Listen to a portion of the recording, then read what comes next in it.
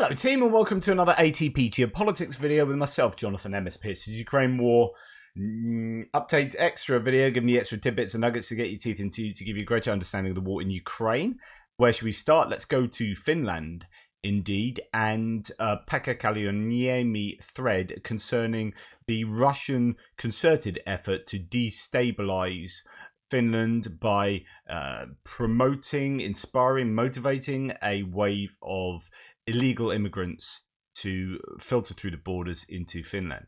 In today's Vatnik Soup, says Kaliniemi, I'll talk about a hybrid warfare strategy I call the migration bomb. It's a strategy in which countries like Russia and Belarus organise immigration from relatively poor regions to EU and Schengen areas. Just to remind you, Schengen area is the freedom of travel area within the EU where certain countries, but not all of the countries, have an agreement where you can pass between borders without a passport, and that means that essentially the EU becomes one country. So illegal immigrants get through on the edge of the EU, the edges that border countries outside of the EU.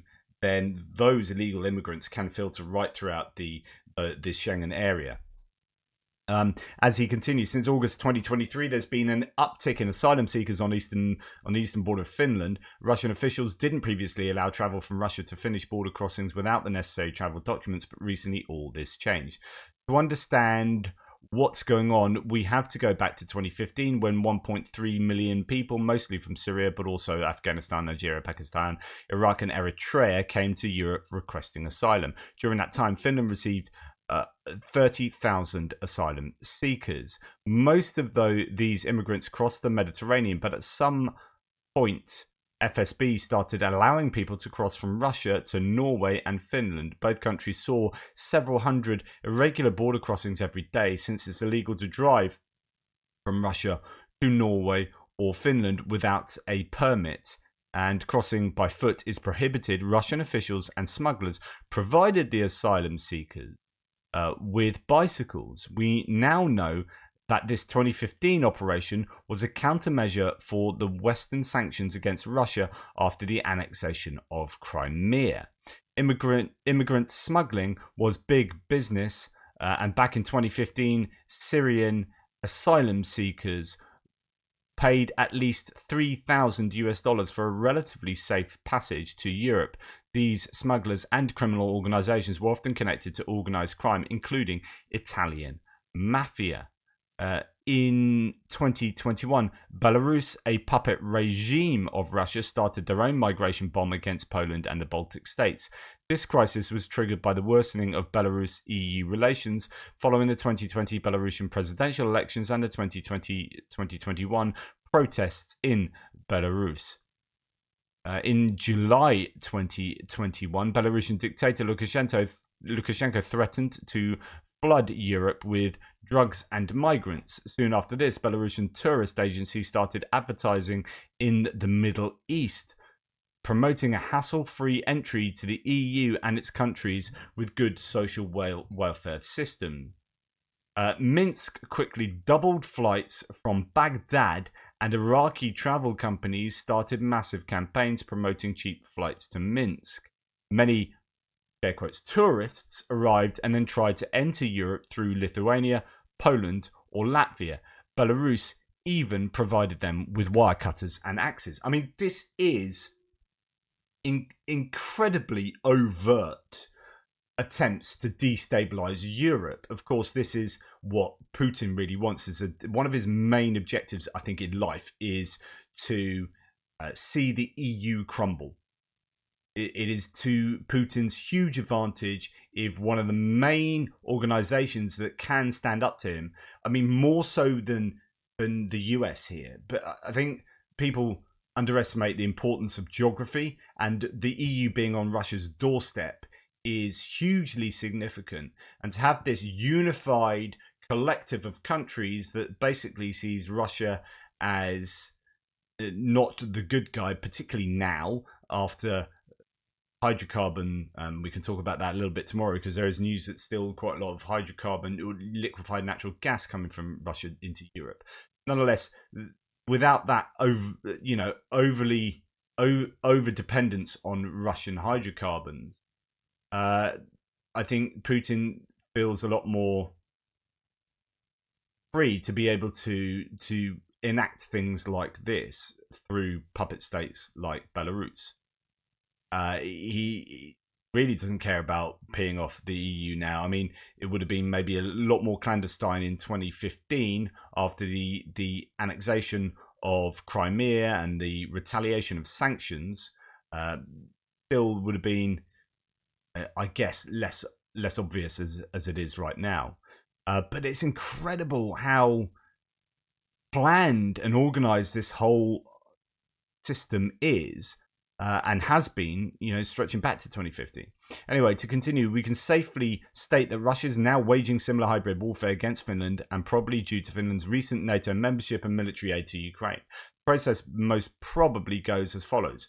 Russian intelligence agencies are promoting opportunities to enter Europe via Russia with cheap flights and transportation to the border. These opportunities are advertised on social media platforms. They are then provided with instructions on how to gain the status of an asylum seeker, put into cars that drive them to the border, after which they attempt to cycle across the border crossing to Finland. And all of these claims are being sort of supported by evidence and articles and whatnot that I'm posting. If you're just listening to this, that I'm also posting up as I speak. So put into cars that drive them to the border, after which they attempt to cycle across the border crossing to Finland. They are not allowed to stop in any of the towns before the border, and Russian officials do nothing to stop them from crossing the border over to Finland. On the 18th of November 2023, Finland decided to close 4 of its border crossings and made asylum seeking possible only in 2 crossings further up north. Finance Minister Riikka Purra said Thursday that Finland was ready to close all crossing points on the Russian border if necessary. That is, really that's a really big move to close such a large border. I mean, you can see from this map on the screen now how big that border is with Russia. To close these 4 already, it was big enough, but then to think about closing your entire border is to further isolate Russia. There's no doubt about it. It's going to add to the sense of isolationism. Anyway, the parties benefit from these hybrid operations are Russia, criminal organizations, and the smugglers who exploit the people in poor regions in the Middle East and in northern African countries. They also exploit European refugee and immigration policies, and I would argue the humanitarian organizations. But this also helps pro-Kremlin anti-immigration political parties like the German AfD, and then use anti-immigration rhetoric and populism to gain more popularity. In August 2023 survey, 20% of Germans stated that they'd vote for the far-right AfD. This is much more insidious than just causing destabilization by having illegal immigrants or large immigrant waves come into countries. It's about the political implications, because the far-right populist political parties in Europe are simply just more likely to support Kremlin, and are often funded by the Kremlin. You can think about Marine Le Pen in France. You can think about the AfD and the close connections they have to Russia. You can think about the Fidesz party in Hungary, and the Serbian, although they're not in the EU, the Serbian-Slovakian political parties.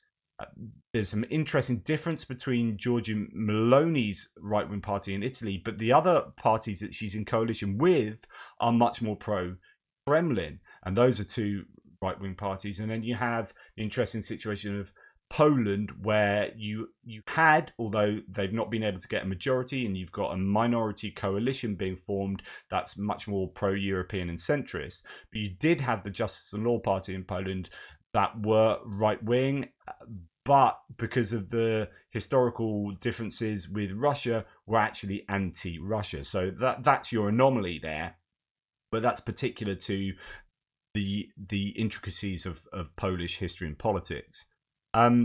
This is certainly a big worry. Russia has already used the closing of border crossings as a propaganda weapon, and on 19th of November, yesterday, Russians living in Finland organised a protest against the closings. I wonder how many pro-Ukraine rallies these good Russians have attended while living in Finland. Also, and in the last part, Pekka Kallioniemi says, we shouldn't forget that Russia was creating the original European immigration crisis in 2015 with their involvement in the brutal, bloody and ongoing Syrian civil war in which they've bombed hospitals and civilian targets and even murdered people with chemical weapons. This is such an important point that I think often gets neglected, is that the whole I talk about how the Syrian war is the only reason Russia are involved in the Syrian war is because they want access to a Mediterranean deep water, warm water port that the Assad Syrian regime offers Russia. So they say, right, we're going to help you, Assad, if we can use your port, and then that allows us access to the Red Sea, the Suez Canal, and the Suez Canal and the Red Sea, and that side of the world. It also offers us access to the Mediterranean, and it offers us access to that side of the world without having to do everything via the North Pole type thing. Okay. There are also other ramifications to being involved in the Syrian war. So the destruction of civilian infrastructure right across Syria, the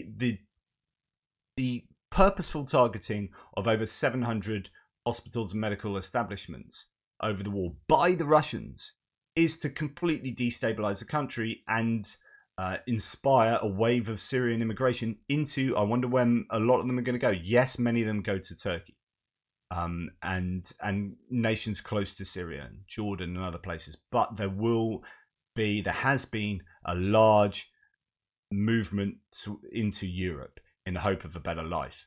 And that it plays into exactly what the Kremlin and Putin want, which is destabilization of Europe and the desire of much of the population to vote for more extremist parties that will themselves support the Kremlin objectives. So this is a real issue. Anyway, moving on, I just want to play you this. This is Russians sing about ballistic missiles in the St. Petersburg Protestant Church. They perform hymns praising Lord's ballistic missiles and the supersonic aviation of angels during this service. Let me just play you a little bit. Русская душа, пробудись, пробудись, пробудись, русская душа.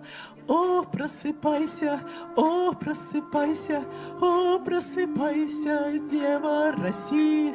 Мы берем Господь. That's literally the worst thing I've ever heard. That was just oral assault on my ears. Эту взлетную полосу. Мы поднимаемся в небеса твоими баллистическими ракетами. Мы поднимаемся туда твоими, Господь, самолетами сверхзвуковыми. I think she's a bit better at quick talking rapping than singing. Goodness me. Anyway, I thought I'd play you that. Russian Soul Awaken, she sings. Russian Soul Awaken, and lots of people flying Russian flags, because that's what you do in church, is you just basically have a big political nationalistic jamboree, right? Awaken, awaken, awaken. Russian soul, oh, wake up. I'm just struggling to see where there's any mention of God and Jesus and whatnot. Russian soul, oh, wake up. Oh, wake up, oh, wake up, maiden of Russia. We're taking this runway, Lord. Oh, God's involved. Just communicating to God that they are taking this runway. And then what else are you doing? We're ascending into the sky with your ballistic missiles. So these are God's missiles, are they now? Okay, good stuff. Is it God's air defense systems? Are you just cherry picking what part of this is where I start getting a bit philosophy of religion? Are you cherry picking which weapons are being used here? There's a really great song by a Canadian singer-songwriter that my mate's band play called Who Would Jesus Bomb? And it's a really poignant song about people using religion and using their God to justify their bombing. But of course, if everyone's doing that around the world, then you're like, it's a bit like implicitly when you look at football matches and half the crowd are praying to God for their team to win, the other half are praying for their team to win. It's like, oh, which one? Who does God really want to win? Of course, I won't go into long weeds of talking about the existence of God or not, but there is certainly some theological issue with trying to I guess, validate your bombing, your military project with God, countenance the political decisions of your own nation religiously here by saying these missiles are our God's missiles, and God's missiles, and we're ascending into the sky with your ballistic missiles. Yeah, praise be for that destruction. Yeah, God is love. We're going up there with your with your Lord's supersonic airplanes. This is great singing. This is just brilliant, brilliant lyrics. Russian soul awakened.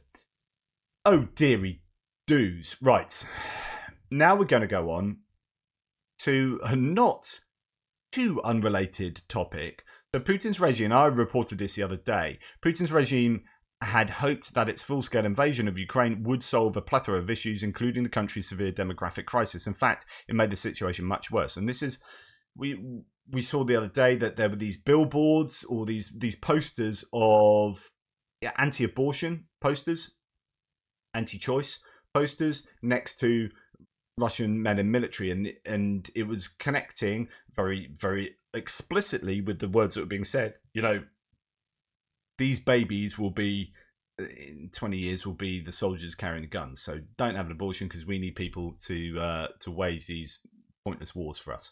Anyway, Julia Davis herself has written for CEPA, which is Central European Policy Agency. Oh, what is it? I always forget who they are. They are the Centre, not Central, for European Policy Analysis. That's it. Anyway, she's written an article for CEPA about this and about the demographic challenges that Russia has. So I was going through this, highlighting the pertinent paragraphs, and I've highlighted the whole thing, so I might as well read it. Between October, it's another book club episode for you.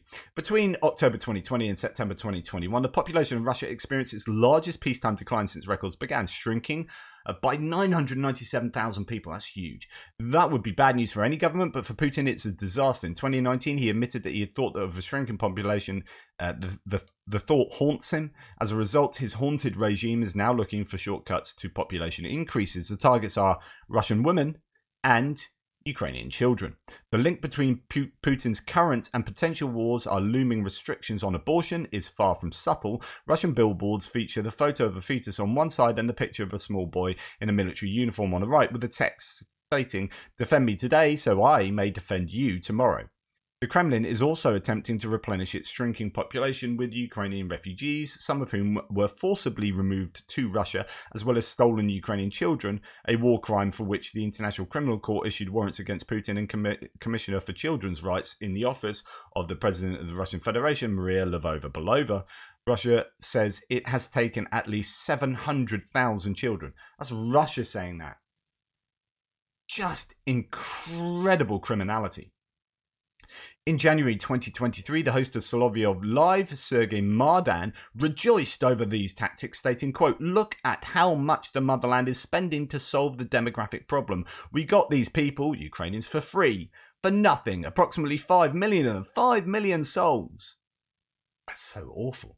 Panelists on state TV shows argue that just as Chechens now fight on Russia's side, despite the brutality of the two Chechen wars, at some point in the future, Ukrainians will do likewise in support of Putin's imperial expansionism and the anticipated invasions of other countries. This year, the drive to produce... it's this kind of rhetoric that needs to be far more explicitly communicated to populations around the world. People need to bloody understand what Russia is really trying to do here, as according to the people that are shouting about it. It's so horrific. This year, the drive to produce additional battalions of future soldiers has reached a fever pitch, with propagandists and government officials urging women to give birth to more children. In May, Akhmat Battalion Commander Apti Alaudinov insisted that women should have at least 5 children each to achieve a geometric increase in population. During the plenary session of the Russian Orthodox Church Congress, Patriarch Kirill said, Quote, there truly is a population problem in Russia. It's an enormous country, but it definitely lacks a sufficient population. Indeed, we need more people. This is obvious. Everyone recognizes it. He said, if we solve this problem, if we learn how to talk women out of getting abortions, statistics will immediately increase. I mean, this is absolute nonsense. I'll tell you what you should do to increase population. 1, don't go to war so that so many of your troops die.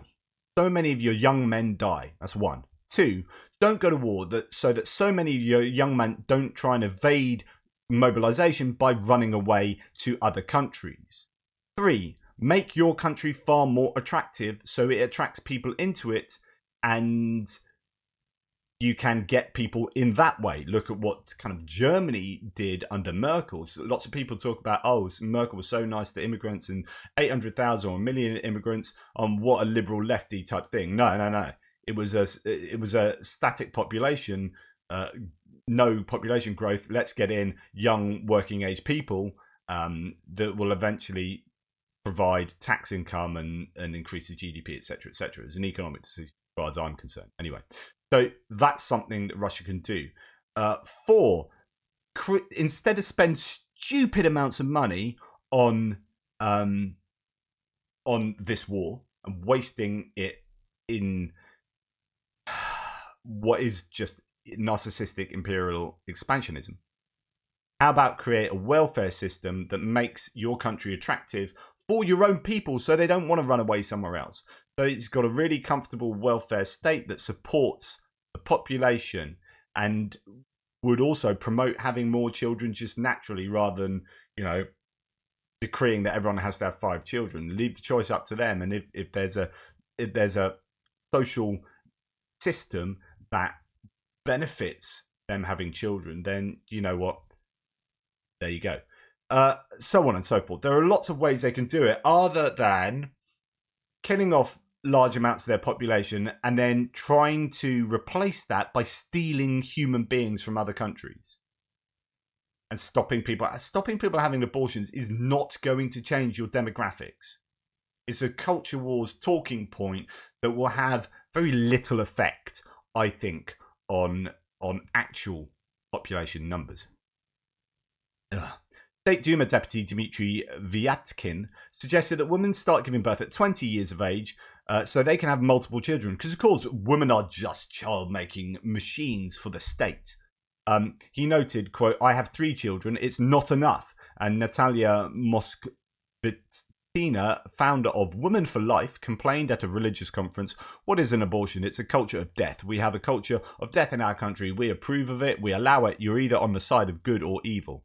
But this flood of anti-abortion arguments has not been universally acclaimed. After airing the Moskvitina clip on a TV show, The Meeting Place host Ivan Trishkin caustically noted, quote, Ms. Moskvitina appeared on our program many times. I didn't always get the impression that she was on the side of good. Oof. The host played another clip featuring Margarita Pavlova, a member of the Federation Council Committee of Defense and Security. During the Russian Economic Forum in Chelyabinsk, Pavlova said, quote, girls are being told they should first get an education, build a career, buy an apartment, and only then get married and have children. As a result, we have a generation of 40-year-old unhappy women. We should stop encouraging young women to seek higher education. Trushkin added, it should be noted that Ms. Pavlova herself has a higher education. This is that kind of moving back to decades past, to eras gone by, to say, let's not have educated women. Let's just have women as baby-making machines that are beholden to the kind of patriarchy, to the male society that wants them just to have babies. We don't want you to do what you want to do. We want you to have babies so we can have those as grown men, virile men, who will then go to war and offer their lives for our imperialism, whilst if you have girls, they will just become more baby-making machines. Political scientist Alexander Sitin said, quote, I am a consistent homophobe, but a total proponent of abortions. Interesting.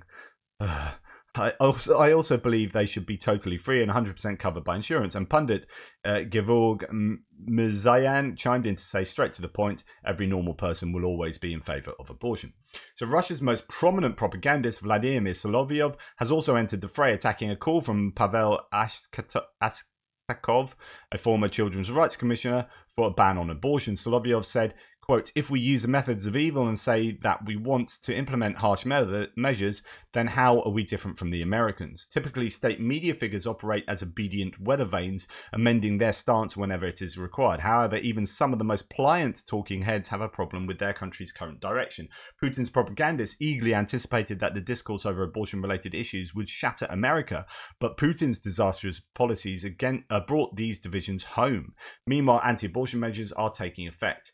Efforts to force pregnant women to use government clinics subject them to numerous delaying tactics where they are forced to see psychologists and priests or to have extensive and unnecessary testing to prolong the process beyond the legal limit of 12 to 22 weeks, something we've actually seen in America as one of the tactics used there. Private clinics in the Kursk and Chelyabinsk regions in the Republic of Tatarstan and in the occupied Crimea have already halted abortions, while others are imposing fines for the promotion of the procedure. It's interesting. Again, I don't think that'll have any meaningful effect on actual statistics, number of people, and really it's a very long-term thing. I mean, this is talking about people who won't be able to be soldiers for another 18 years. I mean, what Russia need right now are boots on the ground now. They need 18 to 50-year-old men now.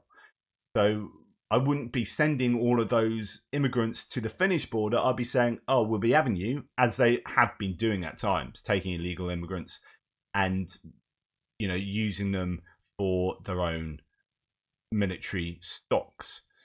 Right.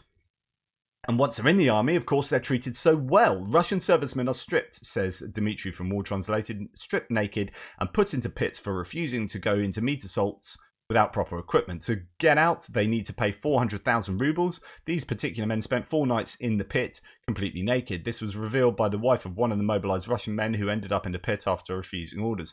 The woman said they can be put there for no reason as well if the leadership doesn't like them. Likewise, she said they go on leave. One needs to pay the officers 200,000 rubles in cash, otherwise they'll never leave the zero line. This is something we have heard previously, and we've also heard that when they do go on leave, they don't actually go back home because they'll never come back. So they keep them close within occupied territories. Yeah, this is just pretty typical here. I mean, I won't show you the video. It says pretty much what Dmitry says there, but it's there is subtitles for that. You can check it out on War Translated handle there. Now we're going to do a little bit of looking into, are we? No, we're not. Actually, this is too much of a long thread. So I will leave that for another thread, looking into the Tulip self-propelled mortar. I'm going to show you this. This is if you can't get high enough to shoot off your, in this case, a Russian Cornet self-propelled ATGM, put it on a retractable mast. But there's, I have seen it before.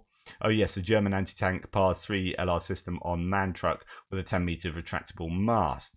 There's a dead district, showing that this kind of thing has been done previously. But you know what? I guess, you know, invention is necessity is the mother of all invention. If you need to get up high, get a cherry picker, put an ATGM on it, and then Robert's your mother's brother. Anyway, that's happening. What I'm going to just talk you through. Oh, where's it gone? I did have a here it is. It was on a different, it was on my other a YouTube channel. This is Lewis Plume, just something I wanted to discuss with you, or at least bring to your attention. Now, Louis or Lewis is married to a Russian woman, as far as I know, and he has relations back in Russia still, and other relations who have got out to Finland earlier in the war. In Finland. He says, my brother-in-law, who is still in St. Petersburg, had a knock on the door from a policeman and a recruiting official. He didn't answer the door. He's meant to be looking after his grandmother, as his mother, who is my mother-in-law, says Lewis, is in Finland and can't get back, as Finland, as I warned her would happen, has closed the border, and of course now he won't leave his house. He was given 10,000 euros and sent to the UAE to start a new life, but instead spent it all on who knows what and came back. What an utter idiot, says Lewis.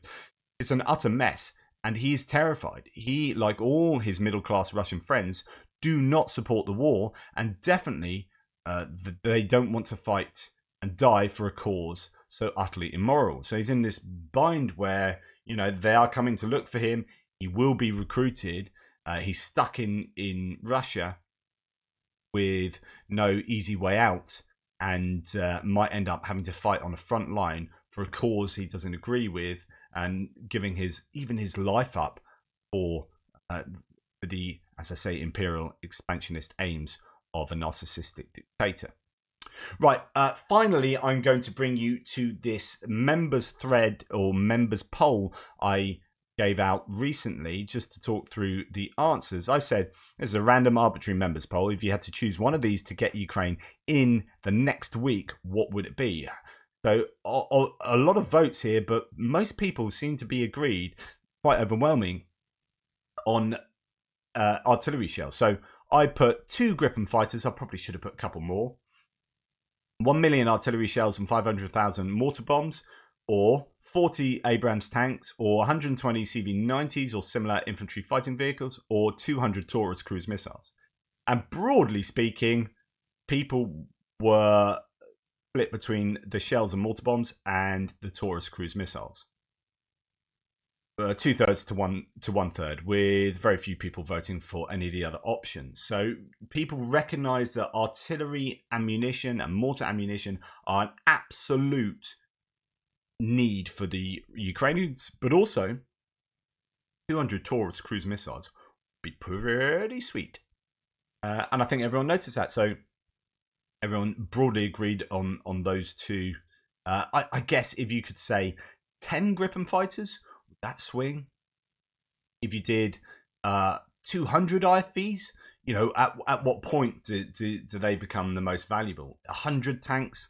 My position on tanks, and I can understand why no one voted for 40 Abrams tanks, is that in order to get tanks being used effectively, and we can see this in the Challenger 2s not being used, the Abrams not being used yet, and the Leopard 2s being used sparingly, is that you need to do the clearing up of mines, of enemy ATGM crews, of enemy artillery and artillery and whatnot.